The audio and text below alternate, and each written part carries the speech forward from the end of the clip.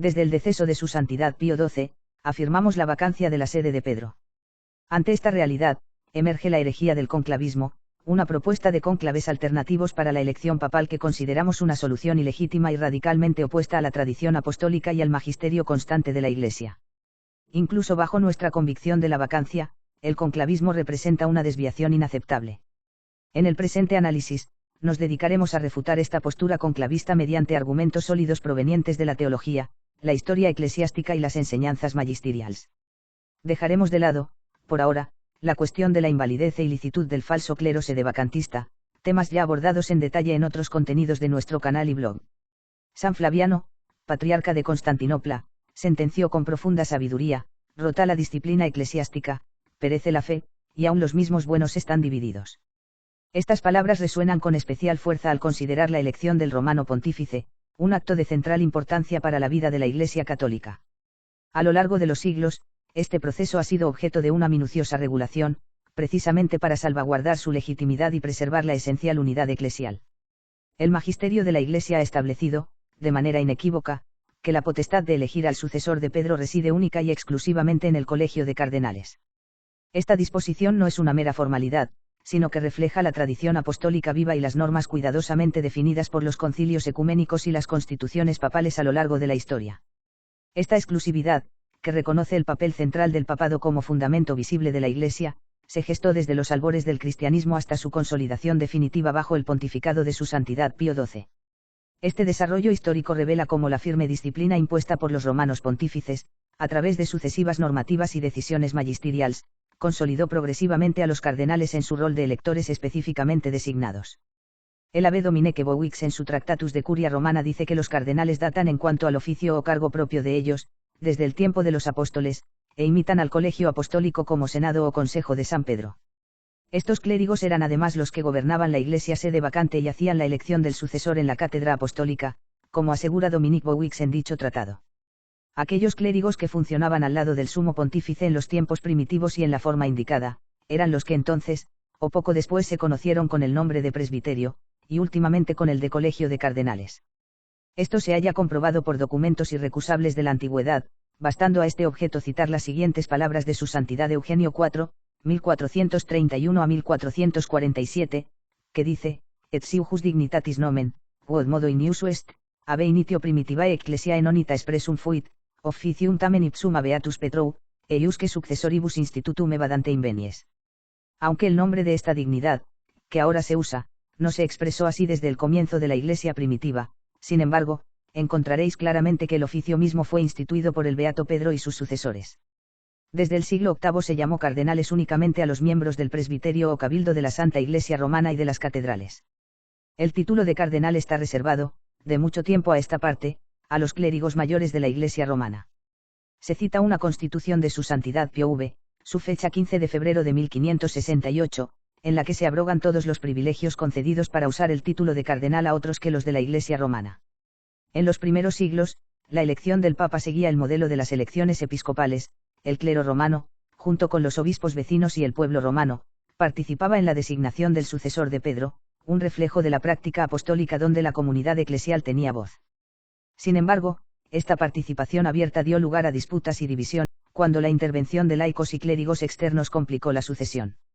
Fue entonces cuando el papado, encarnado en figuras como su santidad San Celestino I, 422 a 432, hijo de Prisco y elegido sin oposición, comenzó a consolidar su liderazgo en Roma, apoyado por clérigos prominentes, obispos, presbíteros y diáconos, que serían esos mismos antecesores de los cardenales, cuyo nombre deriva de cardo, bisagra, simbolizando su rol de sostén del Papa.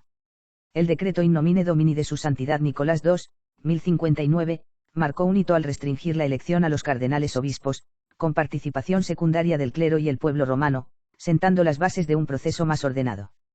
Este cambio buscaba reducir la influencia de las facciones laicas, especialmente de los emperadores germánicos, que a menudo imponían candidatos. Bajo su santidad León IX, 1049 a 1054, esta reforma se fortaleció, evidenciando cómo el papado sentó las bases a los cardenales como electores clave. El Segundo Concilio Lateranense, 1139, convocado por su santidad Inocencio II, eliminó formalmente toda intervención del pueblo romano, consolidando el papel exclusivo del Colegio de Cardenales. El Tercer Concilio Lateranense, 1179, bajo su santidad Alejandro III, reforzó esta exclusividad con su canon 1, licet de evitanda discordia de electiones summi pontificis manifesta satis a nostris praedecesoribus constituta manaverint, tamen quia saepe postilla per improba ambitionis audaciam, gravem passa est ecclesiastisuram, nos etiam ad malum hoc evitandum, de concilio fratrum nostrorum, et sacri approbatione concili, aliquid decrebimus adjungendum. Statuimus igitur, ut si forte inimico homine superseminante cizania inter cardinales de substituendo pontifice, non potuerit concordia plena esi, et duabus partibus concordantibus, tertia pars noluerit concordare, e iutis ibialium praesunt serit ordinare a il Romanus pontifex habeatur, qui a duabus partibus fuerit electus et receptus. Este canon excluyó de facto al clero menor, al pueblo romano y a los poderes civiles, protegiendo la elección contra influencias externas. Su Santidad San Bonifacio IV, 608 a 615, clérigo romano prominente, y su Santidad San Marcos, 336, reflejan cómo el clero romano, precursor del Colegio de Cardenales, participaba en la sucesión papal, un rol que bajo su Santidad Gregorio VII, 1073 a 1085, se convirtió en un pilar de la supremacía papal. El Papa su Santidad Gregorio X, con Ubi Periculum, 1274, introdujo el cónclave tras el prolongado interregno de 1268 a 1271, aislando a los cardenales para acelerar el proceso y evitar presiones externas, una norma suspendida temporalmente por su Santidad Adriano V, 1276, pero restaurada por su Santidad Celestino V, 1294. Su Santidad Inocencio IV, 1243 a 1254, amplió el número e influencia de los cardenales, proyectando el poder papal, mientras el Concilio de Trento, 1545 a 1563, impulsado por su Santidad Paulo III, exigió mayor rigor a los cardenales, organizados en órdenes episcopal, presbiteral y diaconal, para elegir al Papa. En los siglos XVI y XVII, su Santidad Gregorio XV, con Aeterni Patris Filius, 1621, y Decet Romanum Pontificem, 1622, reguló el voto secreto y eliminó métodos como la acclamatio o el compromiso, declarando inválidos los actos contrarios a estas disposiciones. Su Santidad San Pío X, en vacante sede apostólica, 1904, consolidó estas reglas, reafirmando la exclusividad de los cardenales y suspendiendo censuras eclesiásticas durante el cónclave para garantizar su participación. Su Santidad Pío XII, en vacantis apostolicae sedis, 8 de diciembre de 1945, afirmó en el numeral 32, Aelius eligendi Romanum Pontificem ad sre cardinales unisi et privative pertinet, excluso prorsus ad que remoto culibet cuius piara alterius ecclesiastica e dignitatis, e utilae potestatis cuius libet gradus et ordinis interventu. El derecho de elegir al romano pontífice pertenece única y exclusivamente a los cardenales de la Santa Iglesia Romana, quedando totalmente excluida y removida cualquier intervención de cualquier otra dignidad eclesiástica o de poder laico, de cualquier grado u orden. El Código de Derecho Canónico de 1917, en su canon 160, refuerza esto, Romani Pontificis Electio Unisi Regitur Canst. P.I. 12 Vacantis Apostolicae Sedis, 8 decembris 1945, in Eiliae Selectionibus Ecclesiastici Serventur Praescripta Canonum qui secuntur, et peculiaria, siua sint, pro singulis officiis legitime statuta. Así, desde la formalización del Colegio de Cardenales como electores exclusivos bajo su Santidad Nicolás II, 1059, hasta su Santidad Pío XII, el papado, núcleo de la Iglesia ha sido elegido, orden que el conclavismo desobedece. Asimismo, sin la existencia del clero romano, no podría caber la hipótesis conclavista, pues este clero fue el origen esencial del sistema electoral papal, que evolucionó hacia el Colegio de Cardenales como electores exclusivos, un orden que el conclavismo pretende subvertir al ignorar su fundamento histórico y legítimo. Estas normas reflejan una evolución desde la participación comunitaria hasta un proceso exclusivo de los cardenales, impulsada por la necesidad de evitar cismas y garantizar la legitimidad. Francisco Gómez Salazar, catedrático y doctor de Derecho Canónico y obispo de León, subraya esta exclusividad, lo determinado por su Santidad Alejandro III, fue muy conveniente porque nadie como ellos, los cardenales, puede conocer las cualidades necesarias en la persona que haya de elegirse. La intervención de los cardenales como parte principal en dicha elección puede considerarse como de tradición apostólica. Su Santidad Eugenio IV dice, aunque el nombre de esta dignidad, que ahora se usa, no se expresó así desde el comienzo de la Iglesia primitiva, sin embargo, encontraréis claramente que el oficio mismo fue instituido por el Beato Pedro y sus sucesores. Enrique Pla y Deniel, arzobispo de Toledo y primado de España, 1941 a 1968, añade que las leyes disciplinarias universales, como estas, reflejan el magisterio infalible, los decretos disciplinares, cuando por medio de ellos se prescribe a la Iglesia universal de un modo estable y con autoridad suprema cierto modo de obrar, pertenecen también al magisterio infalible de la Iglesia. Nosotros reconocemos la vacancia de la sede y a la inexistencia de cardenales, pero esto no legitima que grupos externos usurpen un rol reservado al colegio de cardenales por una tradición apostólica y un magisterio que, desde su santidad Nicolás II hasta su santidad Pío XII, ha cerrado todavía a intervenciones no canónicas. El conclavismo, al violar estas normas arraigadas en siglos de desarrollo eclesiástico, se sitúa fuera del orden magisterial y contradice la continuidad apostólica. El conclavismo asume que los fieles pueden restaurar el papado ante una vacancia prolongada, considerando que la Iglesia requiere un papa visible siempre. Sin embargo, no hay respaldo magisterial ni divino para esta acción, y la indefectibilidad de la Iglesia no exige un pontífice constante. Ningún documento autoriza a un grupo disidente a organizar un cónclave. Vacantis Apostolica Sedis prohíbe toda intervención externa durante la vacancia, como se desprende del numeral 1, durante la vacante de la sede apostólica, el Sagrado Colegio Cardenalicio no tendrá potestad ni jurisdicción alguna en lo que correspondía al sumo pontífice mientras vivía, ni para conceder la gracia ni para ejecutar la justicia, ni para mandar ejecutar lo hecho por el pontífice difunto, pero está obligado a reservar todas estas cosas para el futuro papa. Por tanto, decretamos que cualquier poder o jurisdicción que pertenezca al romano pontífice mientras vive, excepto en la medida expresamente permitida en esta nuestra Constitución, el mismo grupo de cardenales haya considerado ejercido, mientras la Iglesia esté vacante, es nulo y sin valor. Eloy Montero y Gutiérrez, sacerdote, vicario general de Ciudad Rodrigo, canónigo de la Catedral de Ciudad Rodrigo, catedrático de Derecho Canónico en la Universidad Central de Madrid y decano de la Facultad de Derecho de la Universidad de Madrid, aborda las causas de la cesación de la autoridad pontificia, enfatizando la naturaleza del primado. Cesa, en primer lugar, por la muerte del mismo Papa, sin que la jurisdicción papal pase a los cardenales ni a ningún colegio o corporación durante la vacante, por lo que, como ya hemos indicado, el primado es perpetuo con continuidad moral, no con continuidad física. Cesa igualmente por renuncia, y es que la autoridad pontificia no se funda en ningún carácter indeleble, sino que es, en realidad, una relación moral entre el superior y los súbditos, de suerte que, así como el Papa puede libremente aceptar o no su elección, así también podrá renunciar libremente, sin que se requiera que su renuncia sea aceptada por nadie, ya que el Papa no tiene superior en la tierra, Canon 221. Son dignas de mención las renuncias del papado hechas por su santidad Celestino V el año 1294 y por su santidad Gregorio XII el 1409. Piérdese asimismo la autoridad pontificia por locura cierta, perfecta y perpetua, porque, hallándose el Papa en tal estado, no sería capaz de actos humanos, y por consiguiente, del ejercicio de jurisdicción. Finalmente, quedaría privado el Papa de su jurisdicción si cayese en herejía notoria, divulgada públicamente, aunque hay muchos que niegan que el Papa pueda incurrir en herejía, ni siquiera como hombre particular, de hecho, jamás se ha dado un caso semejante. Montero insiste, haciendo una referencia implícita al capítulo 2 de Pastora Eternus, que el primado es perpetuo con continuidad moral, no con continuidad física, lo que implica que la autoridad papal, como oficio supremo de la Iglesia, no requiere la presencia constante de un Papa vivo para continuar. Esta continuidad moral, arraigada en la promesa de Cristo a Pedro, Mt 4 y 18, asegura que el primado perdura en la Iglesia como institución, incluso durante vacancias prolongadas, sin necesidad de intervención humana y legítima para pretender restaurarlo. Esta vacancia, como subraya Montero, esta cesación no rompe la continuidad moral del primado ni autoriza a los fieles o clérigos a actuar fuera del marco establecido por el magisterio.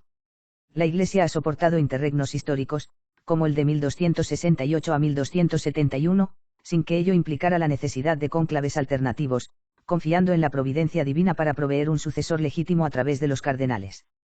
Esta perspectiva se refuerza con la indefectibilidad de la Iglesia, garantizada por Pastora Eternus, sin exigir un pontífice físico continuo.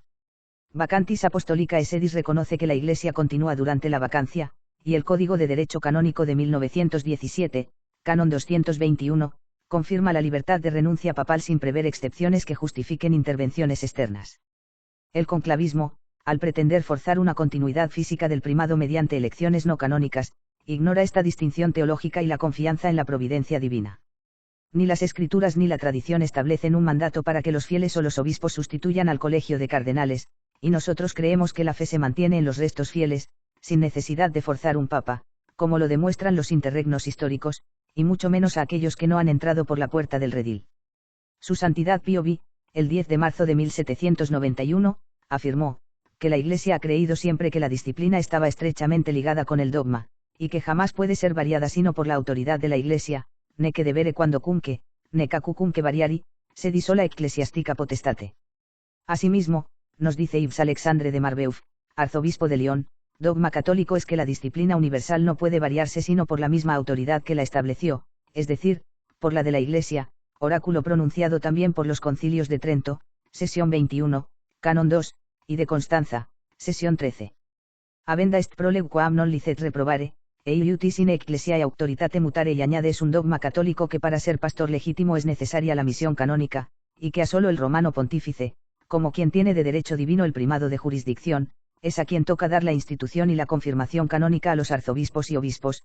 Por consiguiente, cualquier prelado que tomase su misión de otra parte, sería un intruso. ¿Qué papa ha elegido a los candidatos sedevacantistas al episcopado? Ninguno. ¿Qué papa ha acreditado la capacidad al episcopado del candidato sedevacantista? Ninguno. ¿Qué papa ha consagrado al episcopado a los candidatos sedevacantistas? Ninguno. ¿Qué papa ha confirmado a los falsos obispos sedevacantistas? Ninguno. ¿Qué papa ha transmitido la jurisdicción ordinaria a los falsos obispos sedevacantistas? Ninguno. ¿Qué papa ha transmitido la apostolicidad a los falsos obispos sedevacantistas? Ninguno. ¿Qué papa ha enviado a los sedevacantistas? Ninguno. Los conclavistas invocan a los intrusos falsos obispos sedevacantistas para justificar sus falsos cónclaves. Sin embargo, Vacantis Apostolica Sedis limita la elección al colegio de cardenales, excluyendo a obispos sin título cardenalicio, como se establece en el numeral 32, a eius eligendi Romanum Pontificem ad sre cardinales unisi et privative pertinet, excluso prorsus ad que remoto culibet cuius piara alterius ecclesiastica e dignitatis, e iutilae potestatis cuius libet gradus et ordinis interventu. En crisis históricas, como el Gran Cisma, la resolución vino de estructuras legítimas determinadas por el Papa legítimo, como más adelante mostraremos, no de clérigos aislados e intrusos, inválidos e ilícitos.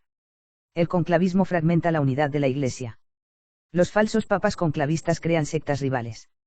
Vacantis Apostolica Sedis busca preservar esta unidad al centralizar la elección en los cardenales. Nuestra posición teológica sedevacantista está basada en la obediencia al romano pontífice y aceptar la situación tal y como es, no agravar la división mediante el non serviam. Esta necesidad de obediencia al primado del romano pontífice, como fundamento de la unidad eclesial, es subrayada por el Abbe Jampey. Ninguna iglesia ni concilio particular tiene facultad para mudar la disciplina eclesiástica, porque ningún inferior puede reformar a su superior. Asimismo, su santidad Pío IX, en Nostis et Nobiscum, enfatiza esta obediencia como esencial para la fe católica. Todos los que cooperen con vosotros a la defensa de la fe, tendrán especialmente presente hacer penetrar, asegurar y grabar profundamente en el espíritu de vuestros fieles la piedad, la veneración y el respeto hacia esta silla suprema de Pedro, en cuyos sentimientos os distinguís eminentemente, venerables hermanos. Que los pueblos fieles se acuerden, que aquí vive y preside en la persona de sus sucesores, Pedro, el príncipe de los apóstoles, cuya dignidad no está separada de su indigno heredero. Que se acuerden, que Jesucristo nuestro Señor ha colocado sobre esta silla de Pedro el inexpugnable fundamento de su Iglesia, que a Pedro dio las llaves del reino de los cielos, y que por esto ruega, para que la fe de Pedro no falte nunca, mandándole afirmar en esta fe a sus hermanos. Así es, que el sucesor de Pedro, el pontífice romano, teniendo la primacía en todo el universo, es el verdadero vicario de Jesucristo, el jefe de toda la Iglesia, el Padre, y el doctor de todos los cristianos. En la conservación de esta unión común de los pueblos a la obediencia del pontífice romano, es en donde se halla el medio más corto y el más directo para mantenerlos en la profesión de la verdad católica. En efecto, nadie puede rebelarse contra la fe católica, sin rechazar al propio tiempo la autoridad de la Iglesia romana, en la cual reside el irreformable ministerio de la fe fundada por el Divino Redentor, en la por consecuencia ha sido siempre conservada la tradición, que dimana de los apóstoles. De aquí proviene, que los antiguos herejes y los protestantes modernos, tan divididos en sus demás opiniones, han estado siempre acordes para atacar la autoridad de la sede apostólica, a la cual no han podido en ningún tiempo, por ningún artificio, por ninguna maquinación, persuadirla a tolerar ni siquiera uno solo de sus errores. Algunos conclavistas podrían apelar a la epiqueia para justificar sus acciones, pero esta interpretación es insostenible. Como señala la doctrina eclesiástica, la ley natural y divina no admiten el uso de la epiqueia, ya que el autor divino de dichas leyes ha previsto toda contingencia, Rebache J. Davis, S.J., y pretender aplicarla para subvertir la autoridad del Papa es negar que solo Dios, a través de su vicario, dispensa la autoridad en la Iglesia. Además, no es lícito emplear la epiqueia sin la certeza razonable de que el legislador no desearía que la ley se aplique, mc jugi callan, certeza que los conclavistas no pueden tener al actuar sin un papa legítimo y sin invertir la constitución jerárquica de la Santa Madre Iglesia. El conclavismo contradice el magisterio, que en In Nomine Domini, el tercer concilio lateranense, ubi periculum, y vacantis apostolicae sedis confía la elección papal exclusivamente a los cardenales, y en Pastora Eternus asegura la indefectibilidad de la Iglesia. Las normas de su santidad Pío XII, respaldadas por una tradición apostólica y un magisterio infalible, como señalan Gómez Salazar y Plaideniel, cierran todavía a intervenciones externas. El conclavismo, entendido como la práctica de convocar cónclaves no canónicos para elegir un papa al margen de las normas establecidas por la Iglesia Católica, incurre en una herejía formal al desobedecer abiertamente al romano pontífice y al magisterio. Esta desobediencia, arraigada en una interpretación selectiva de la tradición y una negación del orden jerárquico instituido por Cristo, socava la unidad eclesial y la autoridad legítima. La raíz de la herejía conclavista reside en su desprecio por la disciplina establecida por la Iglesia a lo largo de los siglos con respecto a la elección papal. Como detalla el análisis proporcionado, la elección del romano pontífice ha sido cuidadosamente regulada desde el decreto In Nomine Domini de Nicolás II, 1059, hasta la Constitución Vacantis Apostolicae Sedis de Pío XII, 1945. Estos documentos, junto con los decretos de concilios ecuménicos como el segundo y tercer concilios lateranenses, han consolidado la exclusividad del colegio cardenalicio en la elección papal, un proceso que el papado, desde su santidad San Celestino I, ha perfeccionado para garantizar su continuidad. El conclavismo, al erigirse como autoridad para restaurar el papado mediante la convocatoria de cónclaves no autorizados, se sitúa en abierta rebeldía contra estas normas y la autoridad del romano pontífice, incluso en situaciones de vacancia prolongada o crisis dentro de la Iglesia. Este acto de desobediencia no es simplemente una cuestión de procedimiento canónico, es una negación del principio de autoridad divina delegada y una usurpación de funciones reservadas por la ley divina y eclesiástica. El Abbé Jean Pey subraya que ninguna iglesia ni concilio particular tiene facultad para mudar la disciplina eclesiástica, porque ningún inferior puede reformar a su superior. Esta desobediencia flagrante a la disciplina eclesiástica, sancionada por siglos de tradición y el magisterio, es un acto de cisma en sí mismo, que amenaza con fragmentar la unidad de la Iglesia y crear sectas rivales en lugar de mantenerse en la unidad de la Iglesia que es la obediencia al romano pontífice. Además, el conclavismo implica una falsa comprensión de la indefectibilidad de la Iglesia y la promesa de Cristo a Pedro. Como señala Eloy Montero y Gutiérrez, sacerdote y catedrático de Derecho Canónico, el primado es perpetuo con continuidad moral, no con continuidad física, lo que significa que la autoridad papal, como oficio supremo de la Iglesia, no requiere la presencia constante de un papa vivo para continuar. Su Santidad Pío IX, en Nostis et Noviscum, enfatiza la necesidad de veneración y respeto hacia la silla suprema de Pedro, recordando a los fieles que aquí vive y preside en la persona de sus sucesores, Pedro, el príncipe de los apóstoles. El conclavismo, en cambio, desprecia esta autoridad y se atribuye el derecho de juzgar y corregir al Papa, invirtiendo el orden divino establecido por Cristo. Por tanto, el conclavismo, al desobedecer las normas establecidas por el magisterio y usurpar funciones reservadas al colegio cardenalicio bajo la suprema autoridad del Papa, se convierte en una herejía formal que socava la unidad de la Iglesia, niega la autoridad divina y desprecia el orden jerárquico instituido por nuestro Señor Jesucristo. San Alfonso de Ligorio, siguiendo a San Cipriano, nos enseña, que todas las herejías, los cismas todos, provienen de que el sacerdote de Dios, el Papa, no es obedecido y de que no se considera que no hay sino uno solo en la Iglesia que es juez aquí en lugar de Jesucristo, que si todos los fieles obedeciesen, nadie podría establecer cismas en la Iglesia. Así, el conclavismo, al desobedecer a su santidad Pío XII y las disposiciones de Vacantis Apostolicae Sedis, no solo incurre en herejía formal, sino que también perpetra un acto de cisma al separarse de la comunión con la Iglesia y erigir una estructura paralela en abierta rebelión contra la autoridad legítima.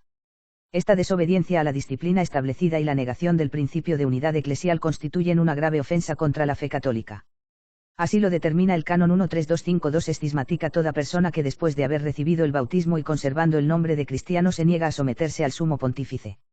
Algunos conclavistas invocan opiniones teológicas para justificar el conclavismo, como la del cardenal Louis Billot S.J. en De Ecclesia Christi del año 1909, que dice, sin dificultad se debe admitir que el poder electoral pasaría a un concilio general.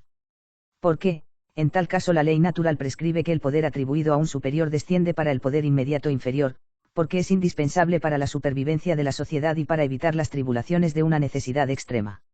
Esta afirmación, sin embargo, debe confrontarse con la autoridad de Vacantis Apostolicae Sedis, la declaración de su Santidad Pío XII del 14 de septiembre de 1956, la máxima de San Agustín Roma Locuta, causa finita y la resolución histórica del cisma de Occidente según el cardenal Francelin, quien afirma, es evidente que en Constanza, tanto en el modo de la elección cuanto a los mismos electores, se establecieron y acaecieron muchas cosas que eran praeter y contra las leyes de la validez de la elección establecidas por la suprema potestad de los romanos pontífices Alejandro III, Gregorio X y Clemente V.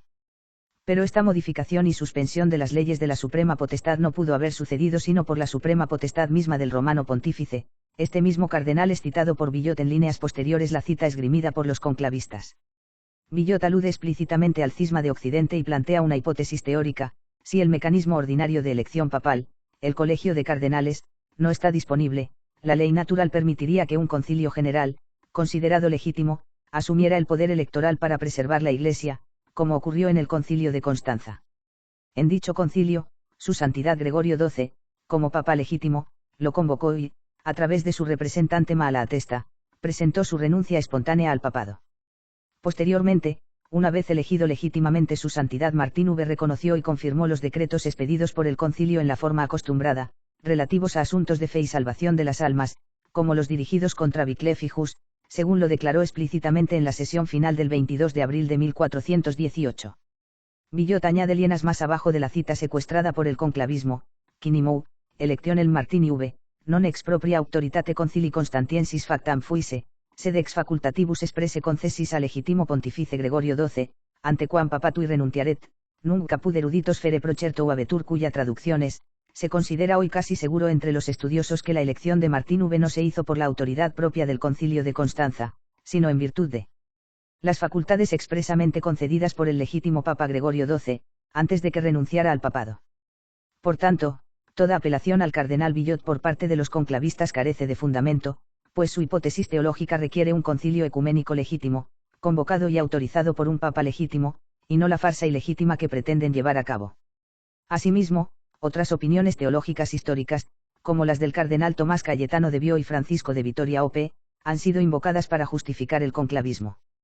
Cayetano, en De Comparatione Auctoritatis Papae et Concili, sostiene: estando vacante la sede puede la Iglesia elegir al Papa, o por los cardenales o por sí misma, y por excepción, de forma supletiva, este poder compete a la Iglesia y al concilio en casos de inexistencia o incertidumbre de los cardenales, mientras que en su Apology añade: en caso de no ser aplicables las normas, recaería sobre la Iglesia, por devolución, la tarea de suplir a las mismas. Vitoria, en De Potestate Ecclesiae, afirma: si faltasen todos los cardenales, por calamidad, peste, guerra, no se debe dudar de que podría la Iglesia proveer al sumo pontífice para sí, y debe la elección ser provista por toda la Iglesia, no por una Iglesia particular. Por otro lado, ¿a qué Iglesia se refieren los conclavistas? Ya que es una cuestión de fe, un dogma, que sin bulas papales no se puede ser obispo legítimo, que sin ellas se es obispo cismático, privado de jurisdicción y separado de la comunión de la Iglesia católica, sic. Así nos dice Maurice Jean de Broglie, obispo de Gante, citado en De Catholicinsa y Clapidia 1907. Su Santidad Eugenio IV, escribiendo al arzobispo de Canterbury, le dice: porque en la Iglesia la potestad de jurisdicción se antepone a la de orden, y los cardenales forman el senado del Papa con jurisdicción sobre toda la Iglesia. Seguimos preguntando: ¿qué Papa ha confirmado a los falsos obispos sedevacantistas? ¿Qué Papa ha transmitido la jurisdicción ordinaria a los falsos obispos sedevacantistas? Ninguno. Estas especulaciones, al igual que la de Villot, deben someterse al juicio del magisterio.